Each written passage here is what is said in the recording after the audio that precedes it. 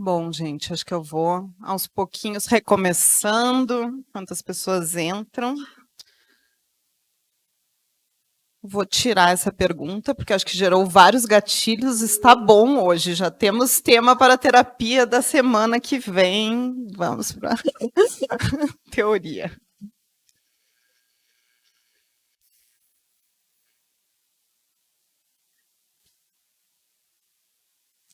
Bom, eu ia sugerir, acho que era bom só não me encostar na porta ali. Então, eu estava comentando com as gurias, gurias, bem gaúcha, né? A pessoa não consegue. Mas eu acho esse tipo de dinâmica, assim, acho que por si só já vale tanto a pena a gente se ouvir e se trocar experiências. E para as pessoas brancas, principalmente, tem um livro da Grada Quilomba que eu acho que é muito bom, que é aquele Memórias da Plantação, né?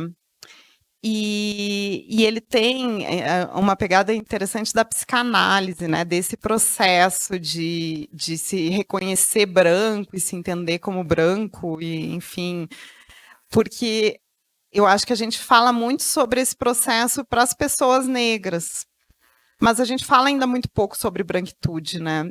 E tem um lugar da vergonha que é um lugar muito importante, né? A vergonha, a culpa, a negação, primeiro, né? Que eu digo, nós estávamos enquanto sociedade na negação, depois vem a vergonha, a culpa e tal.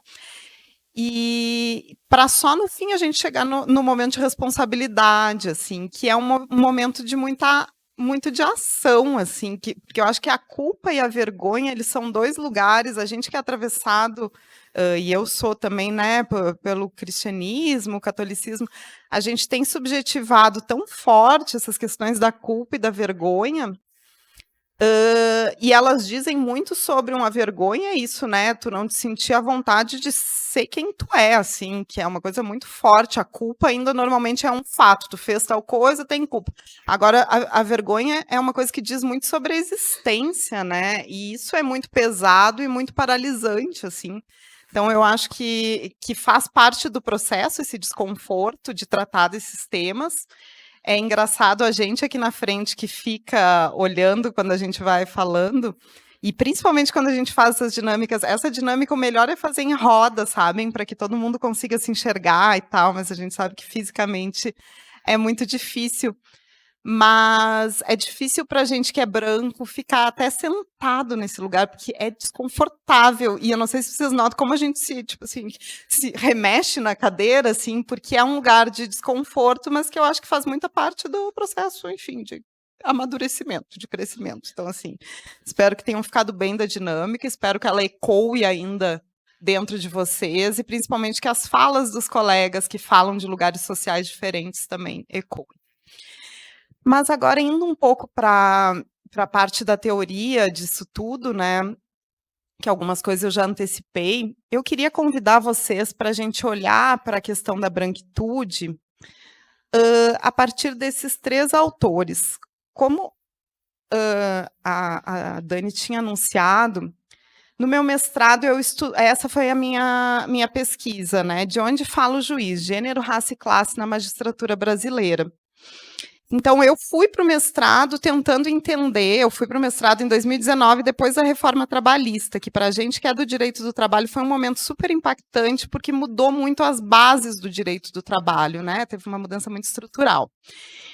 E, e eu já fui, claro, como boa juíza, com a pergunta, fui com a resposta, né? Eu ia ficar 2 anos estudando para mostrar o como eu já estava certa desde o início com relação à minha resposta, e que eu era ótima, não é mesmo?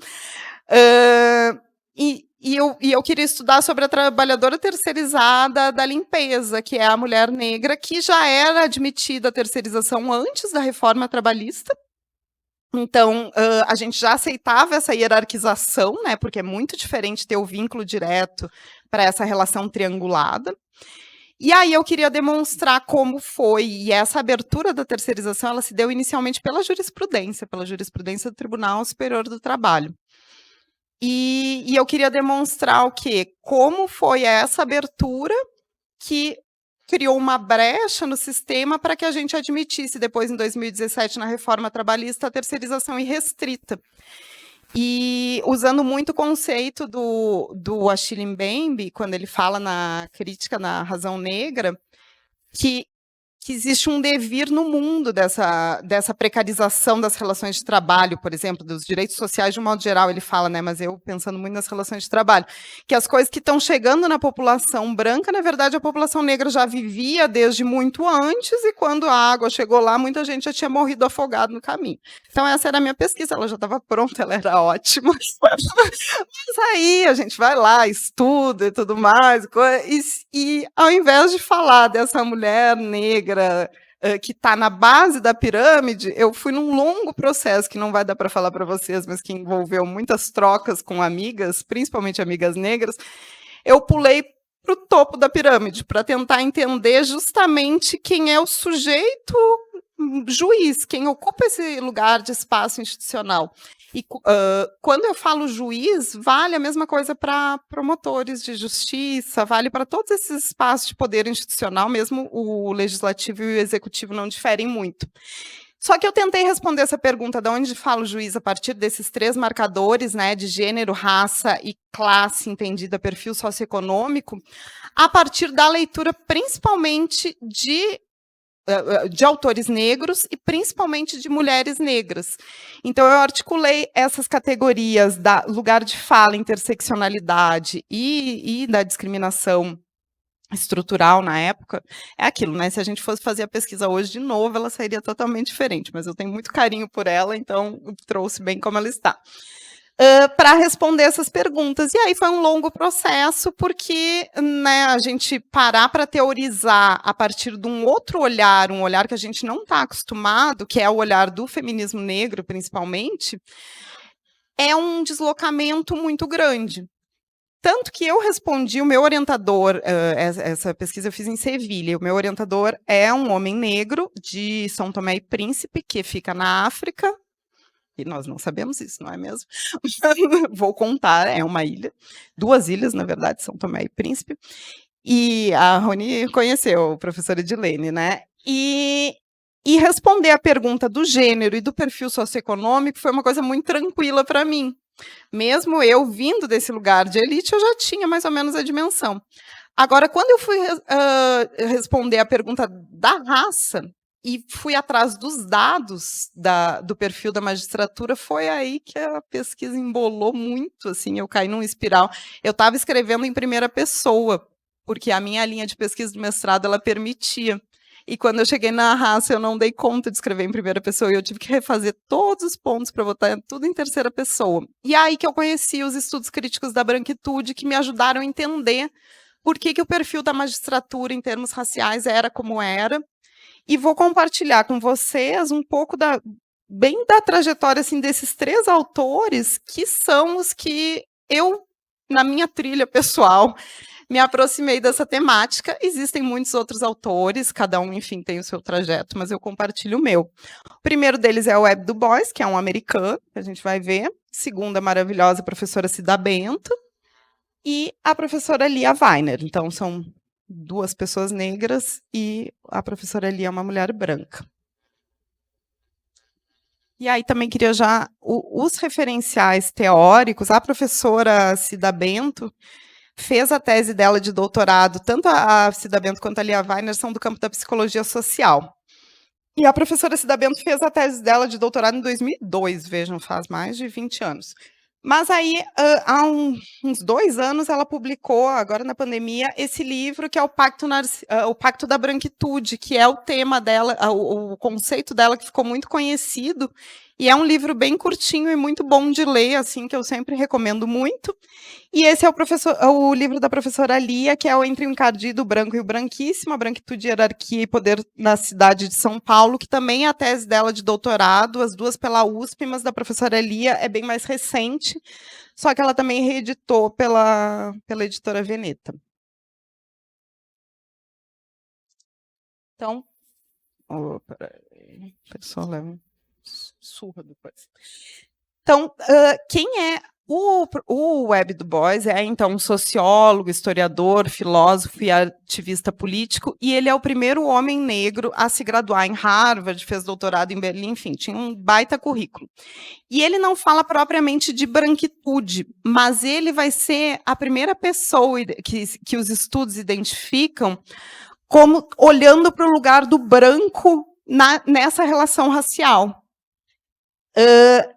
Ele vai identificar o que a gente chama de... Vamos lá, vai dar certo, tenham fé.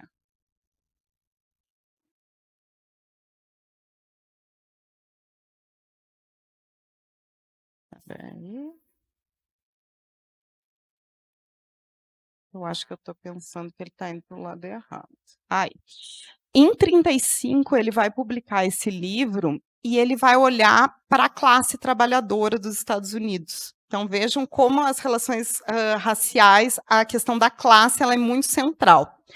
E ele vai entender, olhando para essas levas migratórias posteriores à migração inglesa, ou seja, que tinham muitos migrantes brancos de outros lugares, o porquê que esses migrantes que estavam em uma condição de pobreza, então eles tinham uma dificuldade socioeconômica, eles não queriam se unir à classe trabalhadora negra que já existia nos Estados Unidos. Então, a gente tinha, por exemplo, sindicatos que não se aceitavam pessoas negras. Os sindicatos passavam pela segregação. A formação racial dos Estados Unidos, vocês devem saber, né? Ela é diferente do Brasil, mas ele analisa aquele contexto específico. E aí ele vai chegar à conclusão que existe algo que ele nomina de salário público e psicológico, que é algo muito semelhante aos privilégios imateriais que a gente fala. Então, assim, ele vai perceber que a classe trabalhadora branca ela tinha alguns benefícios que os trabalhadores negros no mesmo lugar não tinham. Eu vou ter que levantar porque eu sou nervosa, daí eu fico meio sacolejando a cadeira. Ou seja, que as pessoas brancas, mesmo em situação de pobreza, elas tinham acesso a determinados bens, inclusive materiais, que as pessoas negras não tinham. Então, ele percebe o quê? Que a brancura da pele em si é um patrimônio. E isso permite o trânsito e a ascensão social que não é dado para pessoas que não tinham essa pele branca. Então, por exemplo, quando ia escolher ali no intermediário o cargo de gerente intermediário, ou, por exemplo, as mulheres brancas tinham essa possibilidade de casar com homens brancos de um perfil socioeconômico elevado e assim alçar a família, né, para uma condição socioeconômica melhor. E isso não era dado para as famílias negras em condição socioeconômica semelhante. Então, o que o Du Bois vai dizer é que, basicamente, as pessoas brancas se conformaram com aquele sistema que viviam. E aí, fazendo um salto imenso, porque esse foi o início das discussões, mas pensando daí, ali em 2002, no Brasil, e antes da Cida Bento, tiveram outras pessoas que também olharam. Por exemplo, a gente tem o Guerreiro Ramos, que é uma grande referência também, que olhou para esse lugar do branco na sociedade. A gente teve aqui no Brasil muitas pessoas de dentro do movimento negro, própria Abdias, Lélia, todos eles nominaram essa branquitude de alguma forma. Mas a gente vai ter isso mais sistematizado em 2002, quando a professora Maria Aparecida Bento, que é uma psicóloga, e no campo da psicologia social, que justamente tenta entender o impacto dessa estrutura na nossa psique, né, como o estudo também nos estrutura, ela vai fazer essa tese de doutorado na USP, que chama Pactos Narcísicos no Racismo.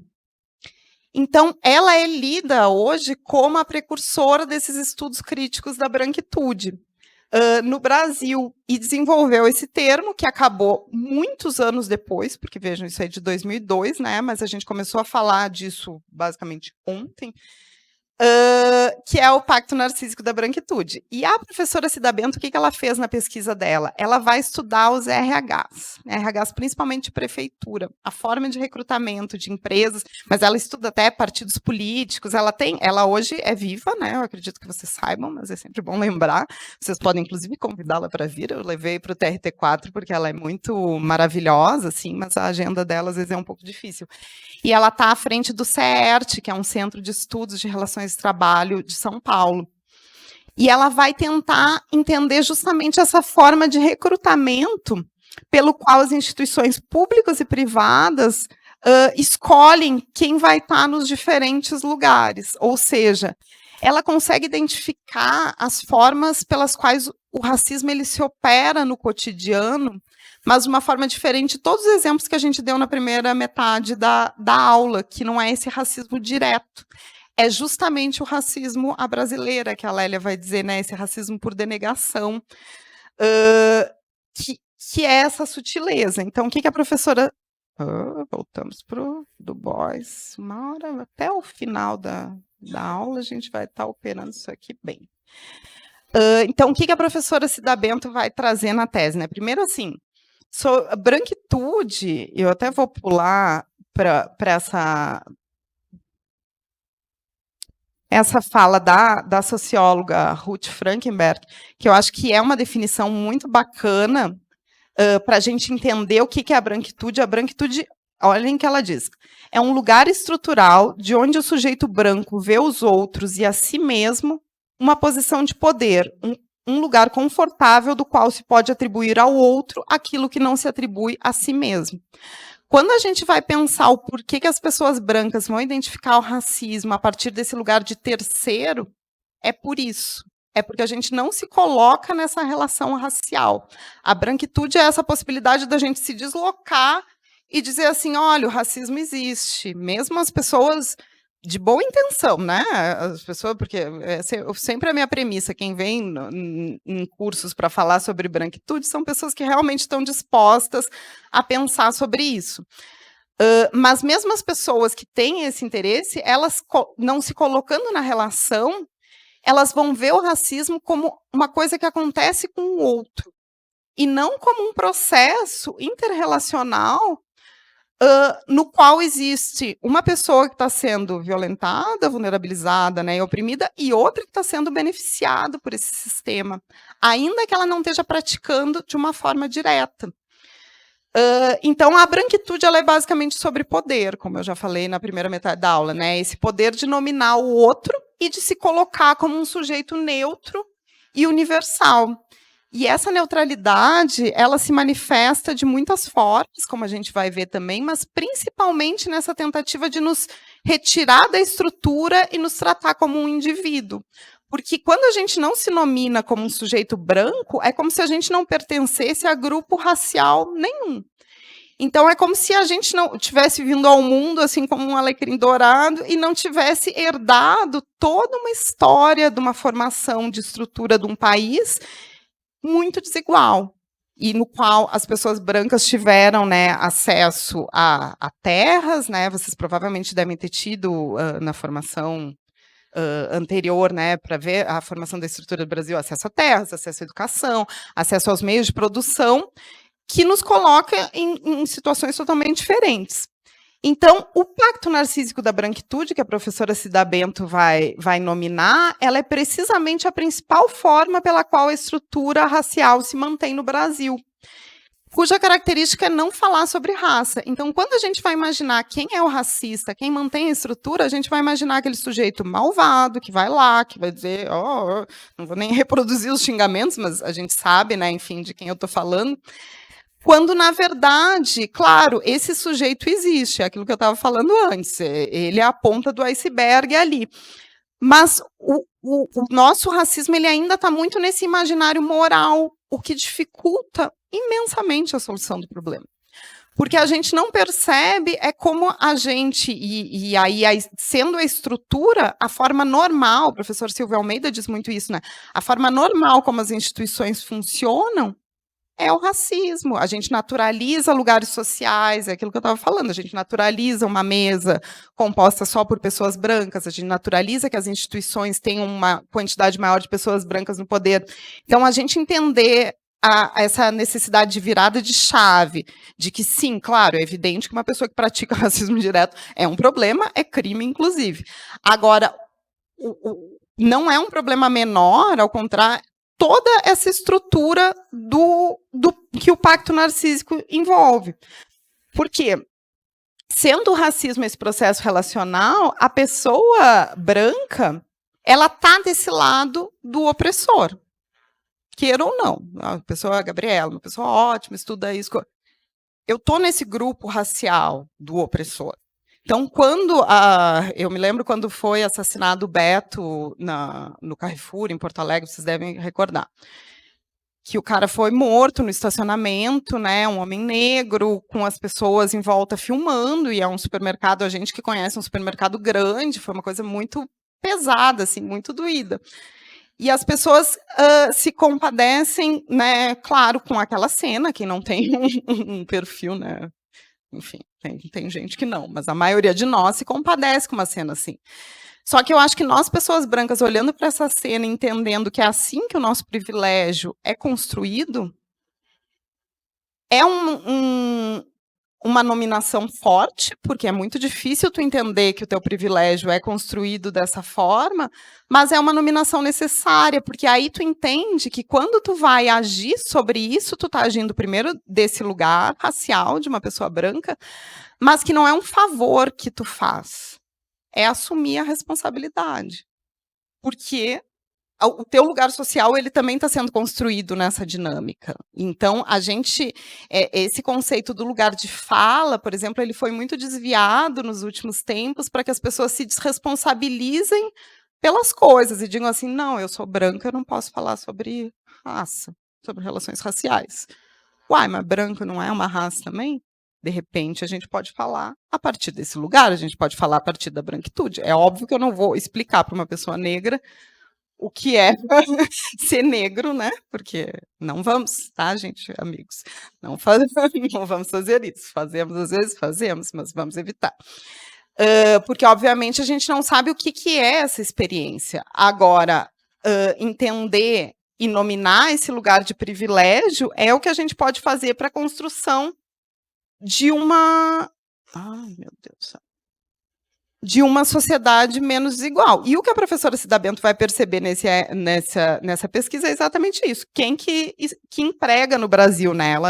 Ela vai trazer essa estrutura social, então, assim, sendo a propriedade da terra majoritariamente de pessoas brancas, né, quase que exclusivamente em razão da lei de terras e do período posterior, as pessoas brancas que trabalham vão enriquecer o grupo branco.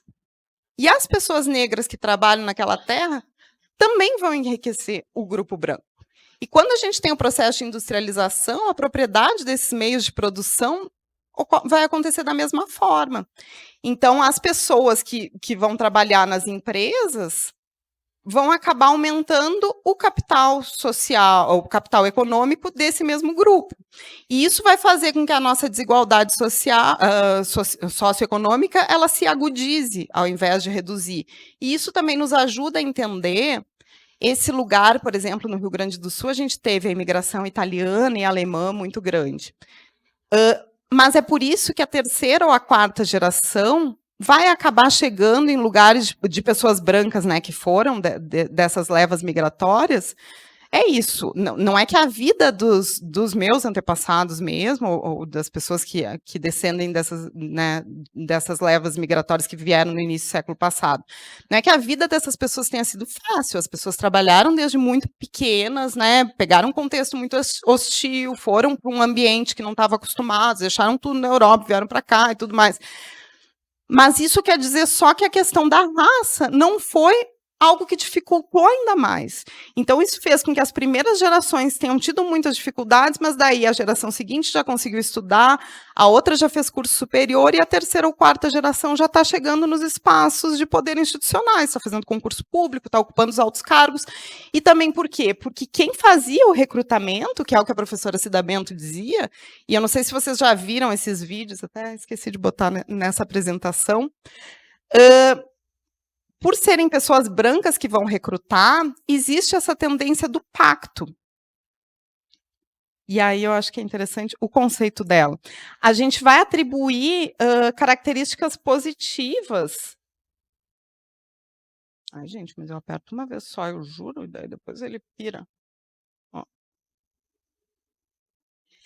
A gente vai acabar atribuindo características positivas e de confiabilidade, por exemplo, a pessoas brancas, ou o lugar da boa aparência, né, no recrutamento. Por que a gente exigia foto no currículo, por exemplo? A boa aparência era vinculada a traços brancos. E por isso que alguém estava referindo, meu cabelo crespo. Claro, quem melhor performa esse ideal de branquitude vai ser quem é lido nessa construção social super, né, restritiva como bonito. Então, a mediadora vai ser o exemplo. Mulher branca, loira, com cabelo liso, de olho claro, é a que vira modelo no Brasil. Hoje a gente já está, né, buscando outros padrões de beleza um pouco menos excludentes, mas a gente ainda tem muito esse lugar. E na medida em que a gente vai tendo traços desviantes, e isso para a mulher é super importante, porque a gente sabe, enfim, é gênero, tá, vamos focar na raça. mas na medida em que a pessoa vai tendo traços desviantes, então assim, ela tem cabelo crespo, ou a pele dela não é tão branca assim, ela é um pouco mais escura, a pessoa já começa a ficar com dúvida sobre o seu próprio pertencimento racial. Por quê? E daí fica, mas será que eu sou pardo? Não, na nossa classificação racial, hoje, brasileira, segundo o Estatuto da Igualdade Racial, a pessoa parda é negra, né? O negro são pessoas negras, pessoas pardas e pretas. Só que a gente tem esse lugar da idealização, isso no Rio Grande do Sul acontece muito, né? Quando a gente vai pegar os dados do tribunal, a gente tem, por exemplo, 4 ou 5 magistrados que se autodeclaram como pardos. Só que quando a gente vai perguntar, eles não se reconhecem como negros. Só que eles são de regiões muito brancas, por exemplo, região alemã, que eles sofrem, sim, algum tipo de discriminação, que é muito própria. É claro que ela é uma decorrência do racismo, porque é isso, né? Tu lê traços que são atribuídos como negativo pela nossa cultura. Só que isso não torna ela uma pessoa negra, não vai tornar ela uma potencial beneficiária, por exemplo, de ações afirmativas, quando a gente vai ver. Não adianta a pessoa ir lá e se inscrever no vestibular e pedir, depois se sentir injustiçada. Mas isso é muito próprio da complexidade que a gente tem na nossa estrutura social. E aí a professora Cida Bento, no conceito dela, ela traz, e eu vou ler porque eu acho que é muito bom, é da primeira tese ainda. Esse livro que ela trouxe, ele não é tão acadêmico, assim, então ele é mais fácil de ler. Mas a tese dela está disponível no Google. Então, se vocês quiserem buscar, assim, vale a pena. E ela diz, tudo se passa como se houvesse um pacto entre brancos, aqui chamado de pacto narcísico, que implica a negação, o evitamento do problema com vista à manutenção dos privilégios raciais. Então, é aquilo que a gente falou na primeira metade da aula. Primeira característica do pacto é, não vamos falar sobre raça. Vivemos num país miscigenado, né? Pretos e brancos, somos todos brasileiros, mas existe o pretos e brancos. Então, assim, o medo da perda desse privilégio e o da responsabilização pelas desigualdades raciais constituem o substrato psicológico que gera a projeção do branco sobre o negro carregada de negatividade. O negro é inventado como o outro, o inferior, em contraposição ao branco, que se tem e é tido como superior. E esse outro é visto como ameaçador. As alianças intergrupais entre brancos são forjadas e caracterizam-se pela ambiguidade, pela negação de um problema racial, pelo silenciamento e pela interdição de negros em espaços de poder, pelo permanente esforço de exclusão moral, afetiva, econômica e política dos negros no universo social. Só que aí, no segundo livro, ela traz um complemento que eu acho que ela foi muito maravilhosa, que ela diz assim: é evidente que os brancos não promovem reuniões secretas às 5 da manhã para definir como vão manter os seus privilégios e excluir os negros. O que ela quer dizer com isso? Todos esses mecanismos funcionam de forma inconsciente. A gente não existe um lugar de racionalidade que pensa assim: vou olhar para Dani, vou achar ela bonita porque ela é uma mulher branca de olho claro. Não, essa informação ela chega muito antes que a gente consiga racionalizar. E esse é o grande desafio. Quando o entrevistador, e aí tem pesquisas que mostram, né, o desempenho dos entrevistados com currículos, às vezes as pessoas negras muito superiores, e a pessoa branca é selecionada. E o entrevistador, se a gente pergunta também, enfim, hoje em dia a gente tem muito mais produção teórica do que quando eu escrevi o trabalho. Engraçado, nesses últimos 5 anos a gente começou a falar muito mais sobre isso. Mas o entrevistador é aquela coisa que nem ele sabe direito explicar, mas rolou uma empatia ali na hora da entrevista que ele viu que aquela pessoa ia dar certo, sabe? Encaixava bem no que ele tinha pensado para aquela vaga. Mas, coincidentemente, na vaga de gerente, ele só pensou pessoa branca. Vaga de secretária, ele também só pensou mulher, de preferência branca, né, para ter a boa aparência. Então, assim, toda essa escolha dele não é um processo neutro. É isso que a professora Cida Bento vai demonstrar na tese dela de doutorado. Esse processo ele é atravessado por essa subjetivação a partir do racismo e complemento também do sexismo. E dessa naturalização que a gente tem, que os altos postos são ocupados por pessoas brancas e os lugares de servir, principalmente lugares de limpeza e vigilância, são ocupados por pessoas negras e mulheres. Não, antes Lia vai, né? E aí, a terceira, já me encaminhando para o fim, tá, gente? Prometo. A terceira pesquisadora que eu trouxe aqui hoje nessa trajetória é uma mulher branca, porque vejam, os outros 2 autores e a maioria das pessoas que teorizam a identidade branca são pessoas negras. Então, é o movimento negro que nos empurra a pensar sobre a nossa próprio pertencimento racial. Mas a Lia Weiner é uma mulher que ela fala de um lugar de mulher branca. Ela é uma mulher judia, mas as pessoas judias no Brasil elas são lidas como brancas. Elas sofrem, enfim, tem algumas questões de estereótipo, mas elas não enfrentam os mesmos desafios que uma pessoa negra. E aí ela sai por aí, pela cidade de São Paulo, perguntando para as pessoas o que é ser branco para você. Que é um dia, quando a gente já tiver mais pronto, né? É a pergunta que eu gostaria de fazer no início da aula. E eu acho que é uma pergunta muito interessante que todos vocês que são brancos, principalmente, né, respondam o que é ser branco para você. Só que ela vai fazer essa pergunta, e a pesquisa dela é de 2012, então já faz muito tempo, quando as pessoas tinham ainda menos letramento, um acesso menor a letramento. E ela tem um rosto branco.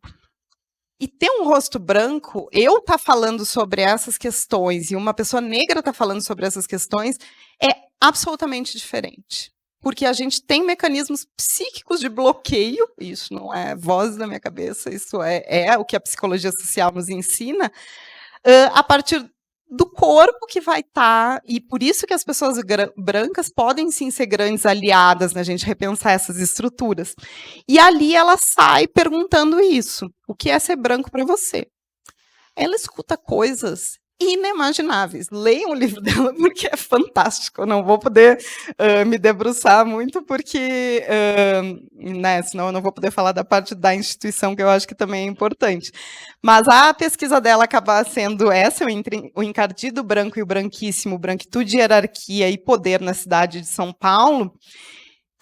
E essas 3 categorias que ela vai cunhar, que é o encardido, o branco e o branquíssimo, elas vêm na própria pesquisa dela. Então, ela vai perguntar para pessoas de diferentes classes sociais o que é ser branco para você. E vai perceber o quê, né? Em resumo, ela vai perceber milhares de coisas, porque a pesquisa dela é riquíssima, mas o que eu queria destacar aqui? Primeiro que a subjetividade branca ela é muito diferente, como a gente ouviu nessa primeira metade da aula. A gente vai ter pessoas que vão experienciar o ser um sujeito branco na sociedade brasileira de forma muito diversa. E ser branco aqui num sistema mundo, a gente não é branco. Quando eu conheci a Roni, a gente estava na Espanha. Na Espanha, eu sou uma mulher latino-americana, eu não sou uma mulher europeia. Mesmo que o meu examezinho de DNA lá diga que eu sou 90 tralalá na espanhol com português, não, lá eu sou latino-americana. Então, como a raça é uma construção social, ela é uma construção social que vai depender de onde a gente está. Então, a construção social dos Estados Unidos ela é muito diferente da construção social do Brasil. E aí, acho que, enfim, tem muitos autores bons para a gente entender a formação da estrutura, mas eu gosto muito da Lélia Gonzalez. Eu acho que os textos dela que mostram como essa sociedade de castas portuguesa, ela tem mecanismos super complexos que às vezes é mais difícil de nominar do que dos Estados Unidos, nos ajuda a entender muito dessa sutileza assim do racismo brasileira.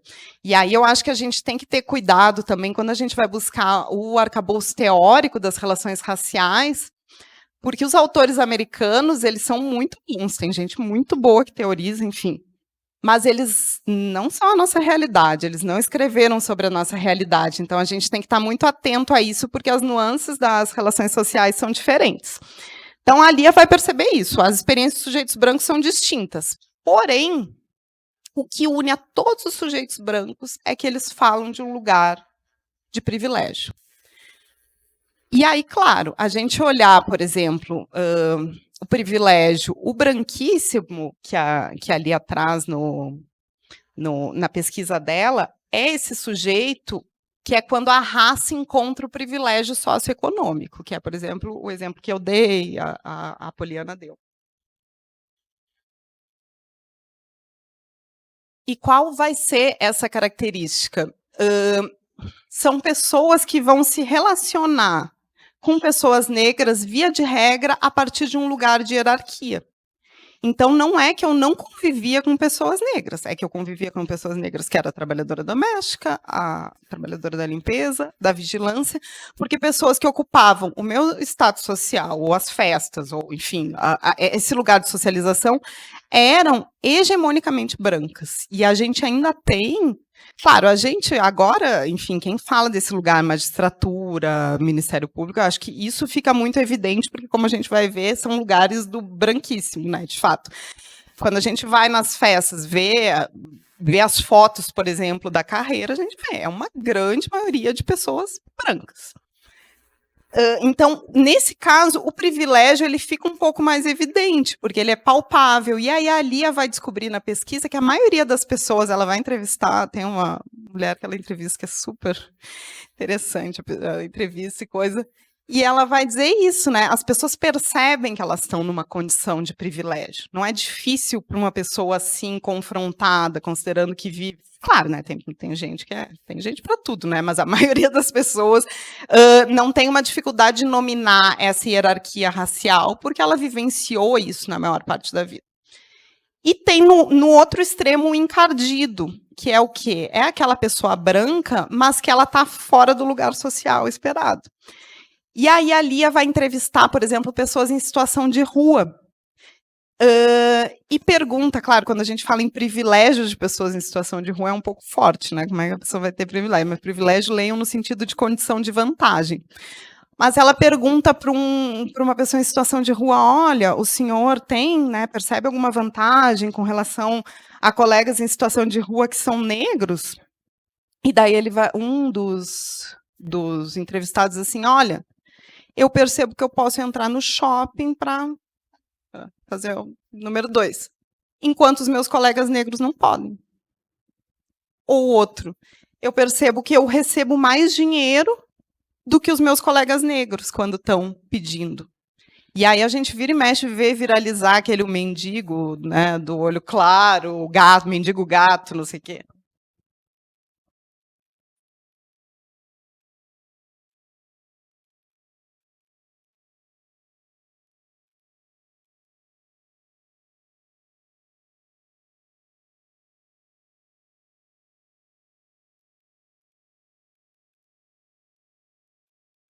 Perfeito. Esse é um exemplo muito evidente que deixa, a colega trouxe para quem não conseguiu ouvir, daquele caso de 2 mulheres brancas que moravam no McDonald's, que era 24 horas em Ipanema, moraram por meses e ninguém notou. Porque elas não têm cara de uma pessoa que mora no McDonald's, vejam só. Não tem cara de pessoa em situação de rua. É por isso que ninguém nota, porque a gente sabe quais são as caras que atravessam. Isso é formação de estereótipo, né? Não é nada menos que isso. Enfim, ela traz, esse é eu acho que quando eu fui ler a pesquisa dela, talvez tenha sido um dos que mais me pegou, assim, ela traz de um cara que diz assim, quando estava no meio da noite, uma pessoa em situação de rua também, a gente sofreu uma blitz da polícia, um ataque da polícia, e enquanto os meus companheiros negros estavam apanhando, o policial me perguntou se eu precisava de dinheiro para ir para casa. O que eu estava fazendo ali naquela condição? Então, vejam, isso é o pacto narcísico, a pessoa branca que vê outra pessoa branca, ou mesmo a pessoa negra que internalizou esses dispositivos da branquitude, ela vai pensar assim, tem alguma coisa errada para te estar aqui. Tu precisa de dinheiro para ir para casa? Isso é sobre branquitude. E aí a gente tem a figura do branco, que seria a pessoa, enfim, da classe média, que ela coloca como são pessoas que, muitas vezes, por terem sido criadas justamente em escola pública, que é esse ambiente de fato mais democrático, né? Enfim, acho que as falas de vocês hoje no início mostra como é importante a escola pública. Mas que também atravessam desafios na vida, que ficam desempregados, né, que têm uma dificuldade de acabar o curso, ou a escola, ou depois entrar na universidade, enfim. A maioria da população, essas pessoas elas também têm privilégios. Tem os privilégios aí que a Cida Bento nominou lá no início. Elas têm o privilégio de ser escolhidas na entrevista de RH e tudo mais. Mas para essas pessoas é muito mais difícil nominar o privilégio. E aí que é a necessidade da gente entender que o fato de ser branco não quer dizer, isso é uma frase que circula muitas vezes, né, mas que eu acho que ela é muito boa de trazer, não quer dizer que a sua vida foi fácil, só quer dizer que a raça não foi uma coisa que dificultou mais ainda a sua vida. Porque é isso, a gente vive numa sociedade extremamente desigual, é evidente que tem pessoas brancas com muitos desafios na vida e N atravessamentos, né, e quando a gente coloca o gênero, tudo fica ainda mais complexo. Agora, entender que a gente se beneficia desse grupo racial branco é o que nos faz entender que a nossa experiência não vai ser igual a de uma pessoa negra que esteja em mesma condição. E isso é muito importante quando a gente pensa nessas medidas de ações afirmativas, em políticas públicas para sanar essa diferença, né? Não é que a gente não tenha que ter cotas sociais, é que elas não podem excluir a cota racial, porque a gente está atacando problemas diferentes. E se a gente ataca problemas diferentes, a gente tem que usar remédios, né, enfim, diferentes. Acho que voltei de novo. Será que eu estou fazendo tudo errado? Voltei bem agora. Olha, eu estava apertando na seta errada. Acho que eu não ia chegar onde eu queria, nunca. Bom, e o MP, né? Claro, eu respondi essa pergunta muito mais olhando para a magistratura, que foi a minha pesquisa, mas como eu falei para vocês, vale para o MP. Ainda como regra, a gente está dentro desse lugar social branquíssimo, né? Como vocês sabem, a nossa remuneração é uma remuneração diferenciada, mesmo os servidores do quadro também têm uma remuneração diferenciada. Tem algumas pesquisas da Oxfam que nos colocam nos 10%, muito próximo dessa topo da pirâmide do 1%. Agora, o que isso faz com a gente? O que isso faz com a nossa psique, que é o que tanto a Lia quanto a Cida Bento vão trazer? A gente acaba desenvolvendo uma sensação de superioridade frente aos demais. Porque como a gente naturaliza esse lugar e a gente tem muito internalizado a questão da meritocracia, né, que depois eu vou voltar a falar, mas a gente acaba que realmente acredita, como é uma tendência à criação de personalidades narcísicas.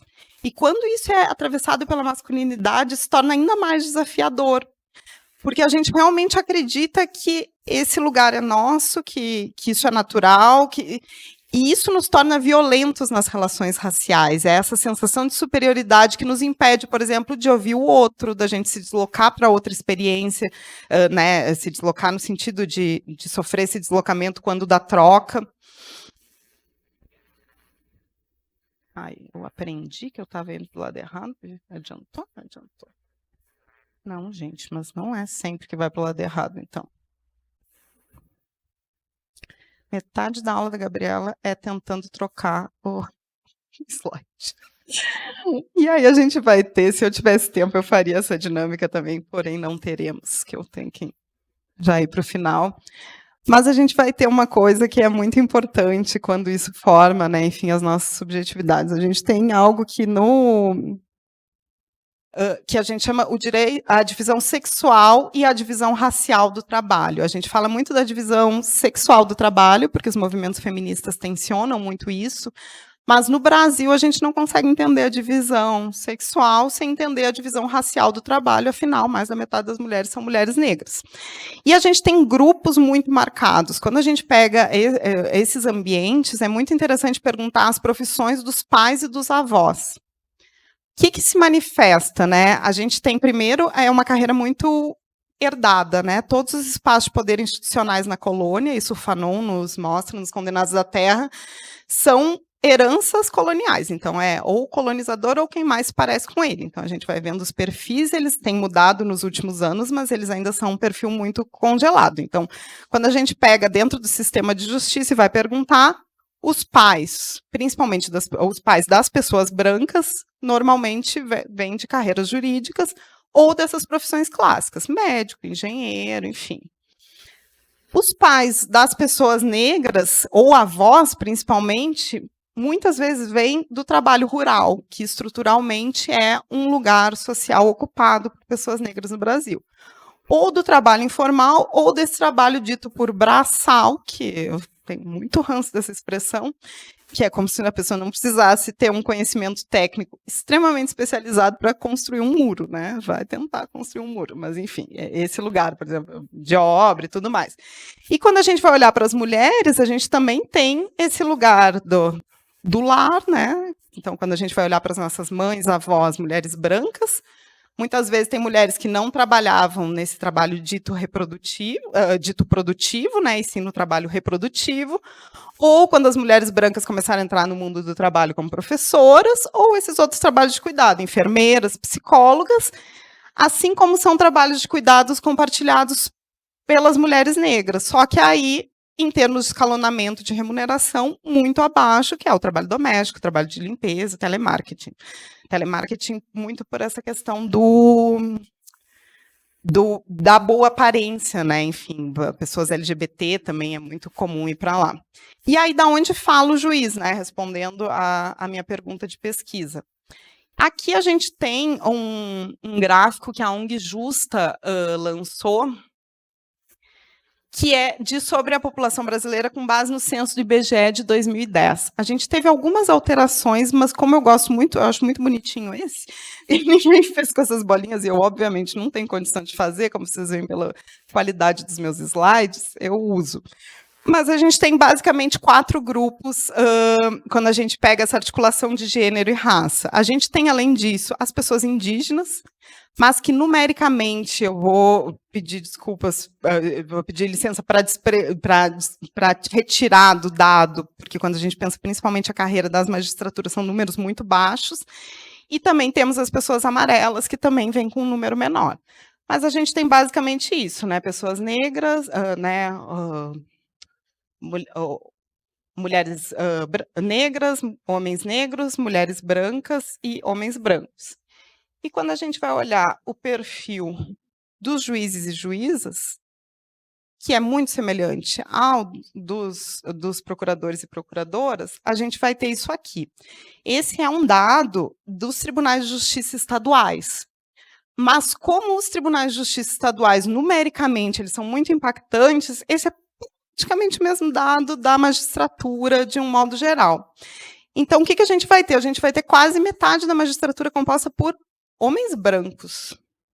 Isso é um dado muito importante e muito problemático.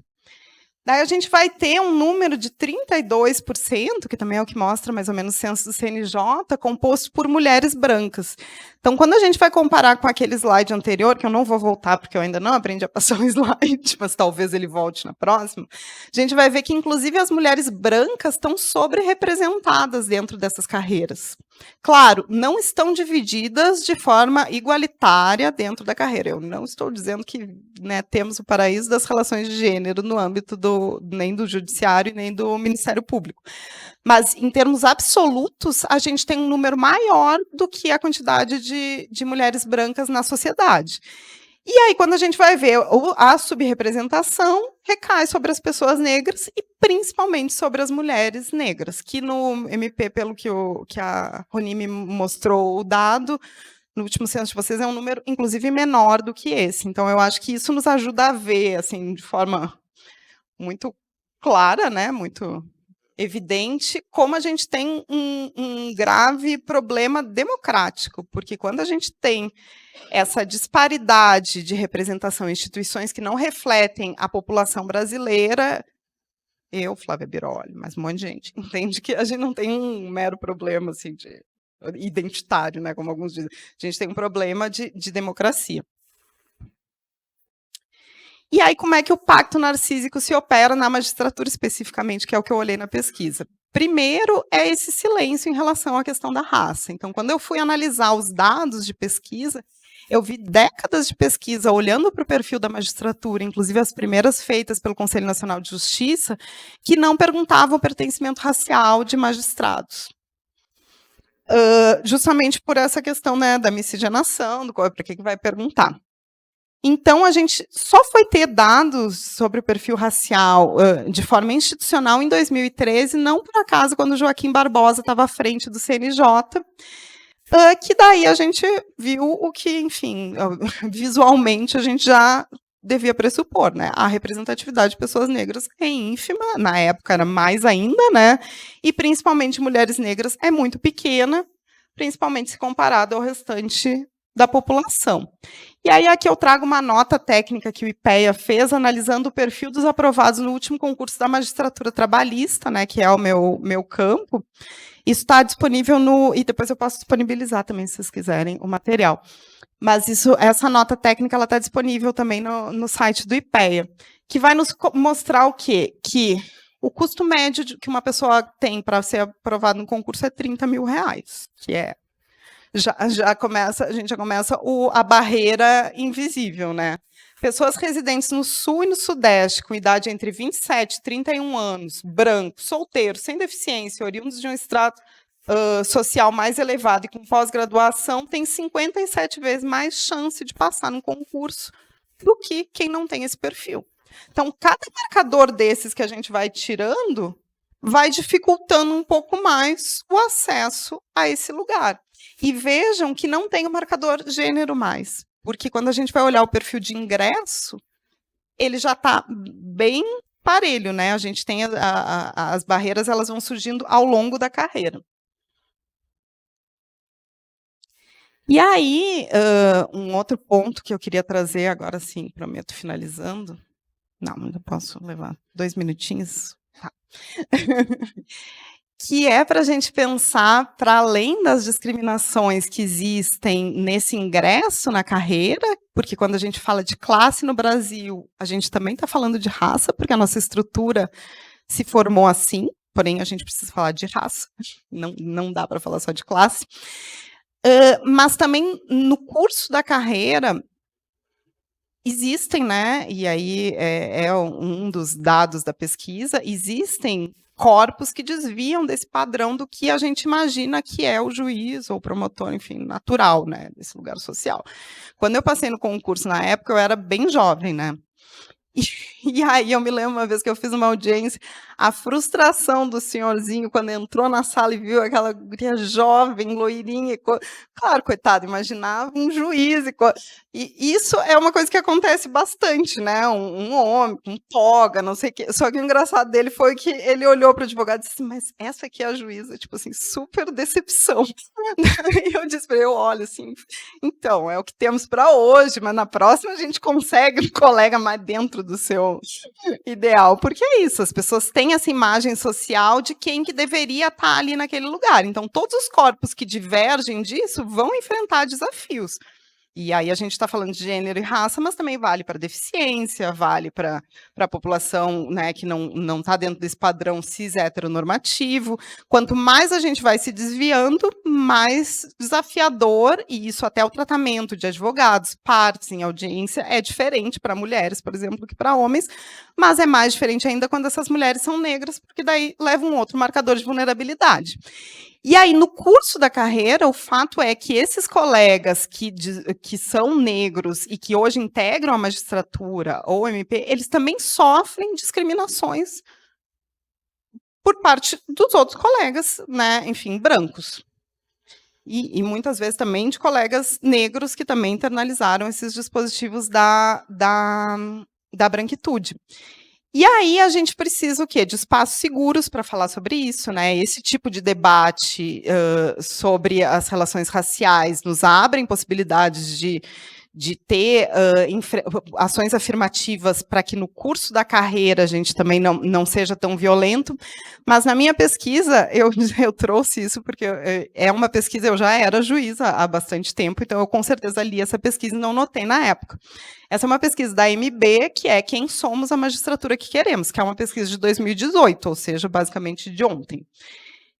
E aí tem essa pergunta lá pelas tantas, você já se sentiu discriminado no ambiente do trabalho em razão da raça? E 97,6% dos respondentes responderam que não. Só que essa pergunta ela foi feita para os juízes brancos e para os juízes negros. E quando o dado foi divulgado, não foi feito destaque das respostas dos juízes negros para os juízes brancos. Então, quando a gente analisa esse dado, a gente pensa assim, gente, magistratura, paraíso das relações raciais, não é mesmo? venham por aqui. Mas o que ela representa? E o chocante é a nossa falta de letramento, que uma carreira inteira leu isso, porque a AMB é a maior associação de magistrados desse país, e ninguém percebeu, ou se percebeu, ninguém foi lá e fez, né, disse assim, olha, isso aí não dá para ser assim, essa divulgação. Isso é uma forma de silenciar os sujeitos negros dentro da magistratura. Então, isso nos mostra como também, no curso da magistratura, as pessoas negras vão enfrentar desafios que as pessoas brancas não vão enfrentar. E essas violências elas vão ser silenciadas, ou seja, elas não vão ter um espaço para serem debatidas e para que a instituição amadureça. Então, a gente não está tendo, de fato, esse lugar. Claro, ainda que não tenha ainda que não tenha esse debate, o fato de termos pessoas negras ali, só o corpo ocupar aquele espaço é muito importante. Mas ele se torna um espaço muito violento para aquele corpo. E aí, o último slide, agora sim, né, o que fazer, né? Porque, enfim, a pessoa aqui traz más notícias. Eu acho que essa resposta, né, do que fazer é uma resposta que ela tem que passar muito por cada um de nós, sujeitos históricos, né, únicos, porque respondendo à pergunta, né, que me foi feita, foi proposta de tema, é evidente que isso tudo tem um impacto no nosso trabalho, né, gente, assim, e aí tem pesquisas que mostram impacto na jurisdição, na nossa atuação, a forma como as instituições vão atuar, elas vão ser impactadas por tudo isso aqui. E aí, o que a gente pode fazer dentro desse contexto, né? Eu acho que cada um de nós tem que responder isso enquanto sujeito histórico e também enquanto grupo. Eu acho que tudo isso nos mostra, por exemplo, a importância de dados. A gente precisa ter dados, precisa saber numericamente quais são, onde estão, né? Qual é o perfil, para que a gente, a partir de dados, possa pensar políticas públicas e ações afirmativas capazes de enfrentar esse problema que a gente tem, que ele é estrutural e é institucional, mas que isso não nos desresponsabiliza de buscar enfrentá-lo. E aí a gente tem que pensar em ações afirmativas, obviamente, de ingressos, né, as políticas de cotas, mas cada vez mais a gente tem sim que pensar em ações afirmativas no curso da carreira, que é aí que a coisa pega, porque daí quando a gente diz assim, olha, mulheres negras, pessoas negras, na verdade, nem só mulher, tem que ter cotas em promoções, por exemplo. como a gente fez as de gênero agora no CNJ, que foi essa gritaria, que parecia que a gente estava tirando um pedaço. A gente tem tribunal no Brasil que só tem homem, não tem condição de não ter uma ação afirmativa para isso. Assim como tem um tribunal no Brasil que só tem gente branca. E em estados, assim, nenhum estado justifica, porque mesmo o Rio Grande do Sul, que é um estado extremamente branco, 1/5 da população é negra, mas tem estados super negros que só tem gente branca dentro do tribunal. Isso é um problema democrático, é um problema que vai influenciar a nossa jurisprudência e mais vai nos tirar a diversidade que nos dá a criatividade de construir outras coisas, de pensar outros modelos, porque a diversidade, ela é muito sobre isso, né? Se a gente tem pessoas com experiências sociais muito parecidas, pensando um problema, a gente vai ter respostas muito parecidas, a gente tira a criatividade humana dali. E quando a gente debate aquele mesmo problema a partir de corpos que vivenciaram essa experiência humana diversa, a gente vai ter muitas outras oportunidades, né? E aí eu me alegro porque, enfim, acho que as questões de letramento são essenciais, cursos como o de hoje, a gente tem pensado nesses julgamentos com perspectiva de gênero, que o CNJ fez, né, e agora está com um grupo, o Conselho Nacional de Justiça, para pensar a perspectiva de raça. A gente, na Justiça do Trabalho, ali no TST, a gente tem também, agora finalizou, provavelmente seja lançado em agosto, se tudo der certo, um protocolo com perspectiva antidiscriminatória, para que a gente pense todas essas questões em intersecção, ou seja, não adianta pensar só gênero, raça, a gente trouxe gênero, raça, deficiência, sexualidade e etário. A gente tem que aprender a articular esses marcadores. Quando a gente olha para o jurisdicionado, a gente tem que ver a complexidade da experiência dele, porque a aplicação da lei e a escolha da lei que a gente vai fazer, ela vai ser influenciada pela nossa própria experiência de vida. Então, se a gente fala a partir de um lugar de homem, branco, com um perfil socioeconômico elevado, a gente tem que romper o que seria a nossa escolha natural, que muitas vezes é a escolha mais fácil, que é a escolha que mantém essa estrutura de desigualdade. E aí a gente tem, né, no TRT4 tem a política de equidade, hoje é mais comum, né, esses fóruns antirracistas, a gente fez um projeto bem interessante para contar as memórias e vivências de pessoas negras no TRT4, que deu origem a um livro, Negras Memórias, e é um documentário, O Futuro do Mundo é Negro, porque eu sou muito amiga da Karen, que também vai vir dar aula para vocês, né? E eu dizia para Karen, quando eu estava fazendo minha pesquisa, Karen, nós somos brancos. A branca descobrindo, ótima, minha pesquisa foi ótima. Minhas amigas tiveram uma paciência. E daí a Karen me disse uma coisa uma vez, disse assim, não, somos poucos, mas somos. E é verdade. As pessoas negras, elas estão hoje dentro da instituição. Então, assim, projetos que visibilizem essas vivências e essas outras experiências que fogem à hegemonia vão nos ajudar a ter um outro olhar da instituição, mas também vão ajudar a sociedade a ver, olha, eu me sinto representado ali naquele lugar. E eu acho que a gente, enquanto instituição toda, só temos a ganhar. Acho que a gente vive, né, períodos cíclicos de crises institucionais muito importantes, e acho que quanto mais a gente se aproxima da população, e a população entende o que a gente faz, e para que ela entenda, a gente tem que falar uma linguagem compreensível, né, uma linguagem... a gente precisa de pessoas que dialoguem, né, com as pessoas do mundo geral. Eu acho que isso só nos fortalece e acaba fortalecendo a própria democracia, né? E aquele projeto constitucional de 88, que eu digo que é um projeto tão bonito para nós, que a gente gosta tanto. E é isso, gente. Era isso que eu tinha para compartilhar. Obrigada.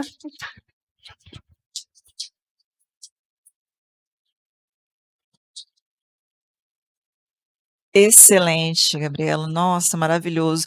Eu fui ler um pouco sobre você na internet, né, as coisas que você já escreveu, e você tem uma coluna, não sei se você ainda escreve, né, na Carta Capital. Agora, né, acabou. Mas aí eu separei essa reflexão que você fez aqui, né?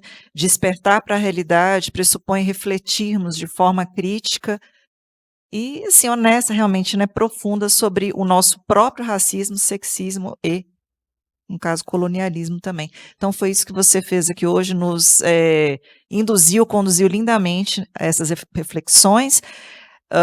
Já são 5 para meio-dia, E aí eu, assim, pergunto se, porque sou uma pessoa democrática, gosto de pensar que sou, né? Se há espaço para abrirmos um breve tempinho para comentários, perguntas, talvez alguma coisa assim. Uma, duas, querem? Alguém quer falar, ponderar? Sim? Ok, então vamos lá, ficar fiscalizando o horário. Alguém? Sim?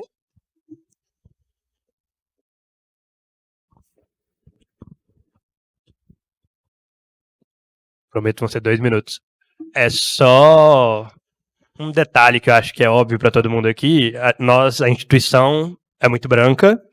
Eu estou nela há 7 anos. De 7 anos para cá, isso mudou minimamente por causa das cotas. Hoje tem algumas pessoas de outras cores que eu vejo no andar e tal.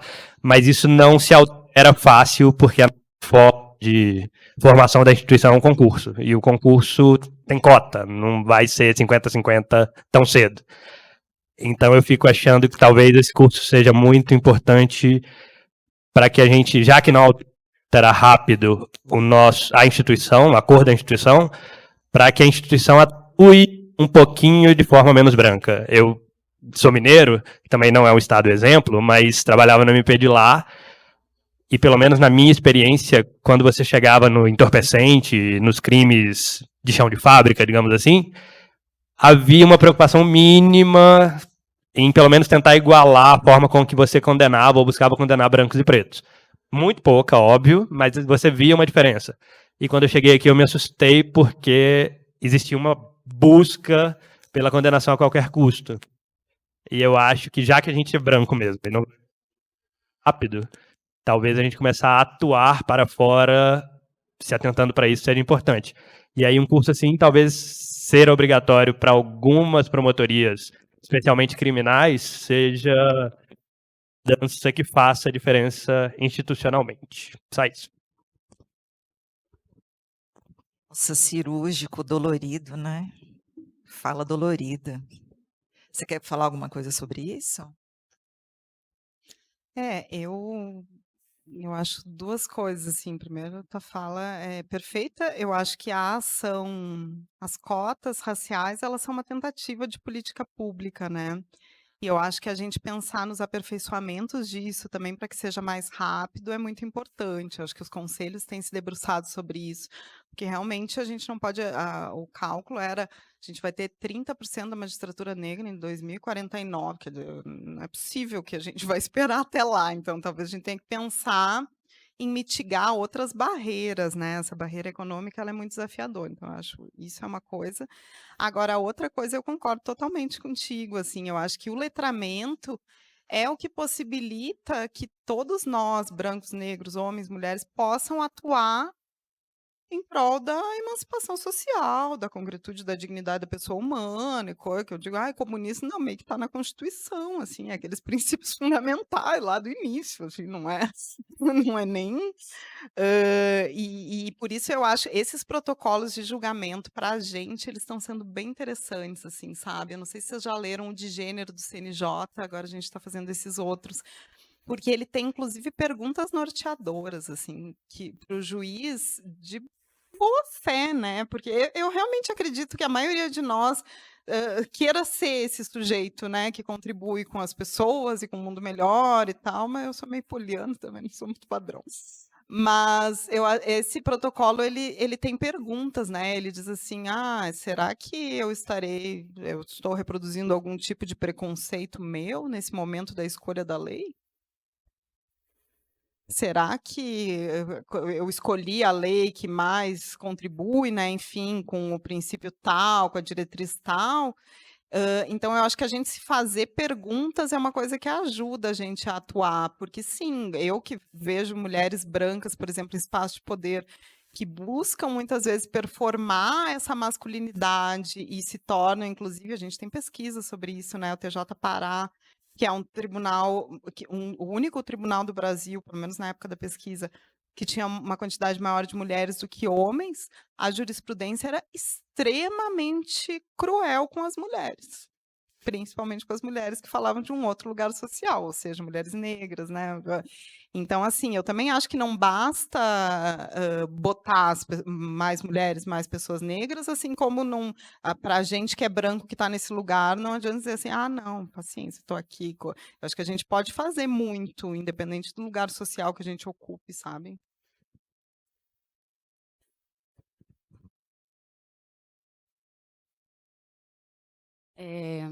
Obrigada pela aula, assim, foi muito bom. Eu pensei em compartilhar, acho que vocês desculpam a voz que está um pouco falhada, porque eu estou com um vulcão aqui dentro de mim e o vulcão está batendo muito forte. Porque eu acho que quando você fala que a instituição, na magistratura, ela não é democrática, eu acho que o MP também não. Eu acho que ele fala que ele defende a democracia e o MP ele não é nem um pouco democrático dentro da sua própria estrutura, né? Isso falando como uma pessoa, por exemplo, que sou psicóloga dentro do MP e que a gente tem ainda uma hierarquia de saberes, né? Então, os locais de fala eles também são atravessados por isso, né? Mas eu não vou falar, acho que o colega já comentou. Eu acho, inclusive, o curso é errado, assim, não deveria ter concursos diferentes para magistratura, promotor. Teria que ser, tipo, cara, você chega lá trabalhando no caixa, e aí você vai crescendo, e aí você conseguiria fazer políticas. E eu acho que o letramento é muito importante, é verdade, mas a gente se pauta... de verdade, eu acho que todo mundo tem que chegar aí, tinha que ser obrigatório, como o colega disse, assim. Mas isso não causa revoluções. Isso é mais uma faceta, não tô falando sobre a aula foi ótima, eu acho que é importante, por isso que eu estava aqui. Mas eu acho que isso fala sobre uma faceta que a gente continua perpetuando, que é a abertura lenta, gradual e segura, né? Que é uma referência à ditadura, no caso, né? Que Geisel, se não me engano, falou que a gente vai fazer, sim, uma abertura, mas lenta, gradual e segura. E assim foi toda a nossa história. Foi a nossa transição para a República, foi a nossa transição para o trabalho não escravocrata, e isso perpetua-se até agora. Então, é muito importante o que está sendo feito, mas isso não gera uma revolução, ela gera uma abertura lenta, gradual e segura para que a gente vá cuidando dos nossos privilégios. Mas, eu falei muito, porque eu precisava primeiro acalmar o meu vulcão, para depois eu compartilhar com vocês. Se vocês me permitem, eu vou compartilhar com vocês. Eu estou fazendo uma pós de Ciências Humanas e Pensamento Decolonial, e uma professora pediu para a gente escrever, falar sobre branquitude e tudo, e ela pediu para a gente escrever uma carta para os seres lunares, como se a gente tivesse ido para a Lua. E a carta fala sobre branquitude, eu acho que toca o que a gente falou. E aí eu vou abrir aqui a minha carta de um lugar muito de vulnerabilidade, mas que eu acho que de repente pode tocar as pessoas dentro do processo meu de entender como branca, né? Carta aos terráqueos. Companheiros terráqueos, me mudei para a Lua. Busquei pertencimento a partir de marcadores mundanos. Me apeguei a eles. Aos lunares, pouco lhes importava cada pedaço de identidade lançado em uma tentativa desesperada de pertencer. Mulher, branca, cis, lésbica, classe média, brasiliense, brasileira, sul-americana, latina. Cada explicação do nosso mundo, marcado pela diferença, acabava com uma plateia dispersa. Experienciei na pele a expressão no mundo da Lua. O que ocasionalmente os intrigava não eram bandeiras identitárias, que pouco faziam sentido, mas a possibilidade de ditar a existência de um ser a partir de um limite ficcional de diferença, conhecido por nós como raça. Não entendiam como, durante muito tempo da minha vida, eu pude deixar de me enxergar como racializada. Então você é tudo, me perguntavam, finalmente mostrando um traço de aproximação com o mundo deles. Não, eu me entendia como tudo. Como explicar que não ter que me preocupar com isso ao longo da vida entrava no pacote de bônus da minha branquitude? Que o local que habitava, os espaços que frequentava, a comida que comia, as pessoas que me relacionava, tudo me constituía enquanto branca na sociedade brasileira. E simplesmente por isso, eu era destinatária de privilégios materiais e simbólicos impossíveis de mensurar. Desde que eu me limitasse a outra fronteira ficcional, o território nacional. Afastar a brancura da branquitude, arregaçar as fissuras que tentam desvincular essa brancura de pele do lugar de poder dado à branquitude, É muito difícil. Reconhecer a diversidade no mundo sem perpetuar a diferença hierarquizada eram minhas tentativas de explicar meu lugar para tentar remediar a situação. Essa aflição não reverberava na matéria dos seres lunares que tão descomedida lhes parecia. Quanto mais minhas células se agitavam, menos me conectava com seu mundo. Apegar-me às diferenças entre terráqueos e lunares reeditava um velho novo modo de ser terráqueo.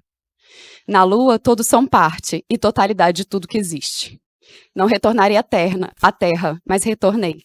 Não me dividirei em pedaços para caber, mas me fiz presente em cada parte. Eu desintegrei, mas fui tudo. Não serei capaz de explicar o mistério de ser tudo e nada, mas esgarcem ainda mais as fissuras, dando espaço para a escuridão infinita do universo. Era só isso que eu queria.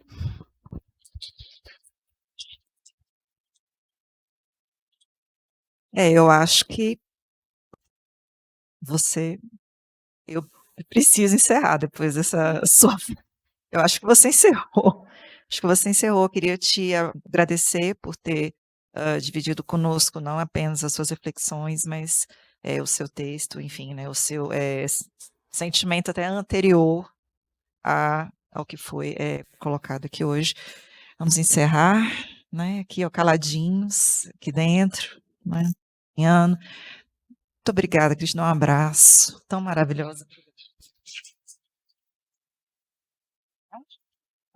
Vamos, boa tarde a todas, a todos, né? Hoje foi bom, hoje foi um dia bom.